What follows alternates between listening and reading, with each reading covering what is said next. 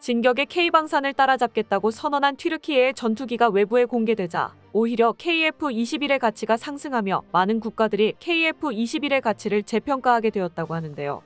한국 따라잡겠다고 나선 튀르키예가 스스로 자멸하게 된 사연과 튀르키예 덕분에 KF-21이 49조 원의 이득을 보게 된 이유에 대해 지금부터 자세하게 설명해드리겠습니다. 대한민국의 자랑스러운 전투기 KF-21 보라매가 시험 비행은 물론이고 전투 기동에 이르기까지 각종 테스트를 순조롭게 통과한 가운데 마침내 잠정 전투용 적합 판정까지 받게 되었습니다. 방위사업청은 이 사실을 언론에 공개하면서 동시에 KF-21을 양산화하기 위해 내년부터 대량 생산 체제에 돌입하고 KF-21을 본격적으로 생산하기 위한 준비를 마쳤습니다. KF-21은 작년 7월 최초 비행 이후 끊임없이 시험 비행을 거치며 여러 테스트를 무리 없이 통과했는데요. 당초 11월에 잠정 전투용 적합 판정을 내리려고 했으나 더 이상의 테스트는 무의미하다고 판단하고 시기를 앞당긴 것이죠. KF-21의 성능이 탁월하다는 것을 실제 테스트를 통해 증명해내자 당연히 이를 탐내는 해외 여러 국가들이 KF-21 구매에 관심을 보이며 사업에 대한 논의를 이어가고 있는데요. 대한민국의 혈맹이라고 해도 과언이 아닌 폴란드에서 가장 먼저 KF-21 사업에 참여하고 싶다는 의견을 밝혔습니다. 폴란드 방위산업 부문 국영기업 집단인 PGG그룹이 KF-21 공동개발 참여 의사를 보인 것이 대표적이죠. 심지어 인도네시아가 차일피일 분담금을 미루는 것조차 폴란드가 대신 갚아 지분을 매입하겠다는 이야기를 할 정도로 폴란드는 KF-21 도입에 진심인 모습이었습니다. 그 밖에도 한국의 FA-50을 운용하거나 구매를 요청한 나라들도 KF-21 구매의 의욕을 보이면서 KF-21의 몸값은 점점 치솟는 상황이죠. 아랍에미리트, 이집트, 태국 등이 KF-21 수입에 관심을 보이는 한편 사우디아라비아 역시 F-35를 대신해 KF-21 도입을 고려하고 있습니다.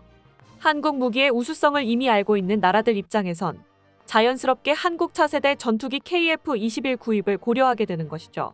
그런데 모든 것이 순조롭게 진행되는 것처럼 보이던 KF-21 판매 계획은 최근 뜻밖의 변수를 맞이하게 되었습니다. 바로 한국을 위협하는 존재로 급부상한 튀르키예 전투기가 그 주인공이었죠. 5세대 전투기라 주장하는 TF-X의 존재가 등장하면서 KF-21의 4.5세대에서 5세대에 이르는 가성비 전투기라는 입지가 흔들리게 된 것이죠. 튀르키예는 드론 선진국이라 불릴 정도로 무인 비행기 기술은 대내외적으로 잘 알려진 국가이지만 유인 전투기 분야에서 큰 두각을 드러내지 못한 국가였습니다. 한국과 비교해서 튀르키예의 항공기 제작 기술은 15년에서 20년 정도 뒤처진 것으로 평가받는데요. 한국도 최근에야 4.5세대 전투기 개발에 성공해 양산을 시작하는 만큼 튀르키예가 5세대 전투기를 개발하고 이를 상용화한다는 것은 불가능에 가까운 일입니다. 그러나 최근 튀르키예는 5세대 전투기 TF-X-CJ1호를 출고하며 모두의 예상을 뒤엎어버렸습니다. 본격적인 개발에 착수하고 단 5년 만에 시제기를 공개한 것이었죠. 원래 TF-X 프로젝트는 튀르키예의 주력 전투기 모델인 F-35를 보조하기 위해 경량급 스텔스 전투기 개발을 목표로 2010년부터 시작된 사업입니다. 처음부터 5세대 스텔스 전투기가 목표는 아니었죠. 당시 F-35 개발에 한창이던 미국은 여러 국가를 끌어들여 JSF 프로그램의 당사자로 튀르키예를 끌어들였습니다. 이를 통해 F-35 개발 비용을 줄이고 우방국이었던 튀르키예에 F-35를 공급할 예정이었죠. 그러나 튀르키예의 독재자 에르도안이 갑작스럽게 반미 행보를 보인 것이 화근이었습니다. 2016년 에르도안이 휴가를 가 있었을 당시 에르도안을 숙청하고 새 정권을 만들려는 군인들의 쿠데타가 결정적인 계기였는데요. 튀르키예 공군 전투 조종사들이 대거 참여한 이 쿠데타로 인해 에르도안은 황급히 휴가를 마치고 정보기관과 경찰 등 친위 세력을 동원해 쿠데타 세력을 제압했습니다. 그런데 어떻게 에르도안은 쿠데타 사실을 알고 이들발란 세력을 손쉽게 제압할 수 있었던 것일까요? 그 이유는 러시아 세력의 지원이 있었기 때문입니다. 쿠데타 정보를 입수한 러시아 정보기관이 에르도안에게 정보를 흘린 것이었죠.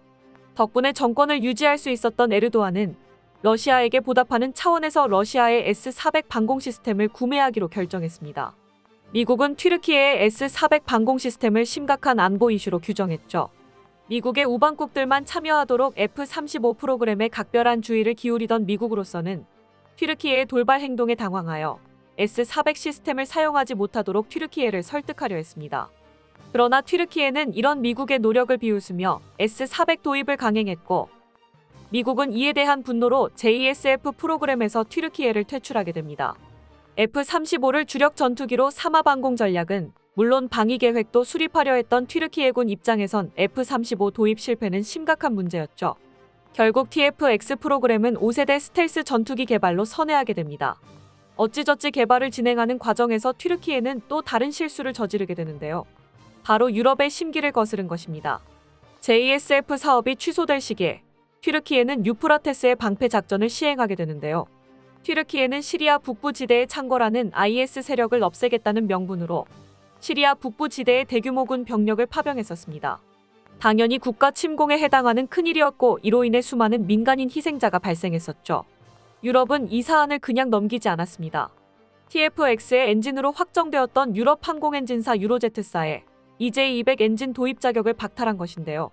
TF-X 사업에서 가장 중요했던 핵심 부품인 엔진을 잃어버리게 되면서 사업은 난항을 겪게 되었습니다. 튀르키예가 독자적으로 전투기를 개발할 역량이 되지 않았기에 미국의 도움이 없다면 유럽 방산업체의 도움을 반드시 받아야 했기에 무슨 수를 써서라도 EJ200 엔진은 사수했어야 했었지만 어리석은 결정으로 기회를 날린 것이죠. 미국과 유럽 모두 TF-X의 도움을 거절했는데도 에르도안은 이상한 고집을 피우며 개발에 열을 내기 시작했습니다. 심지어 TF-X를 F-22에 해당하는 고성능 전투기로 만들 것이라 말하며 튀르키예 연구진들을 닥달했지만 그렇다고 없는 기술이 땅에서 솟아나거나 하늘에서 떨어질 리가 없었죠. 그런데 얼마 전 미국도 유럽의 도움도 없는 상황 속에서 튀르키예가 5세대 전투기를 개발했다고 선언하면서 시제기를 언론에 공개한 것입니다. 튀르키예가 기적을 경험하지 않고서는 불가능한 일인데요.